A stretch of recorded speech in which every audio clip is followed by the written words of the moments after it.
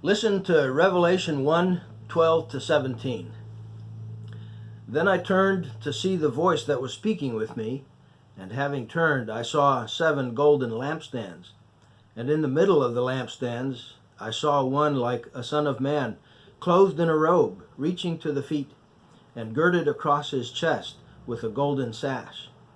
His head and his hair were white like wool, like snow, and his eyes were like flames of fire.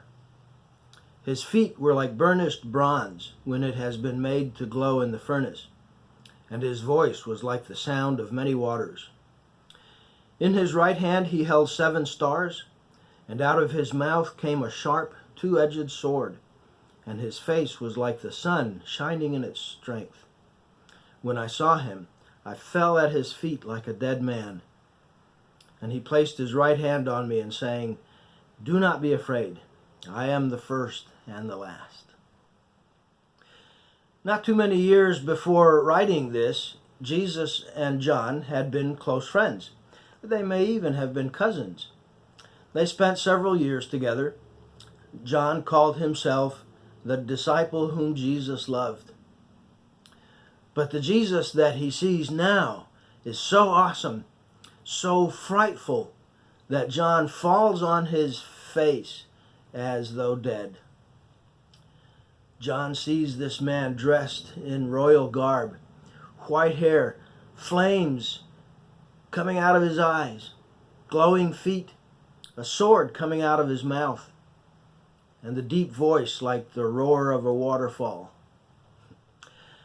The book of Revelation is full of this kind of picturesque language. Stars falling to the earth, demonic locusts, mountains falling into the sea. Instead of offering you my interpretation of these colorful images and laying out a timetable of what's going to happen and when, which is a dangerous undertaking, by the way, and there are plenty of well-known and well-studied scholars out there who have done so. You can read them. That'd be better than listening to me.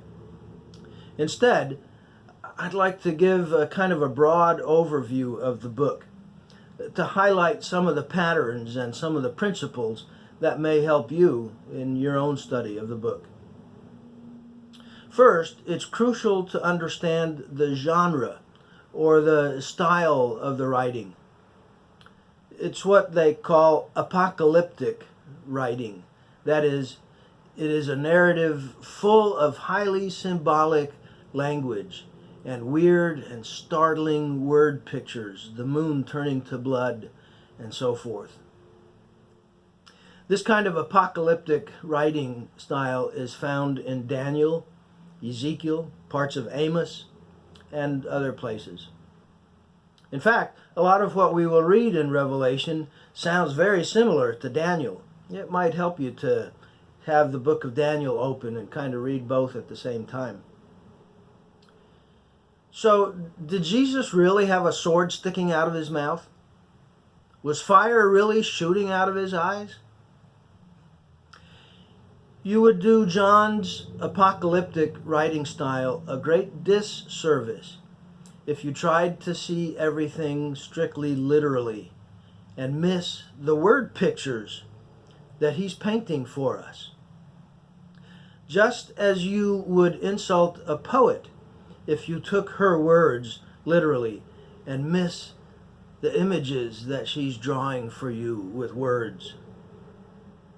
So read the book with the genre, the writing style in mind, and this is your first guiding principle. See you tomorrow.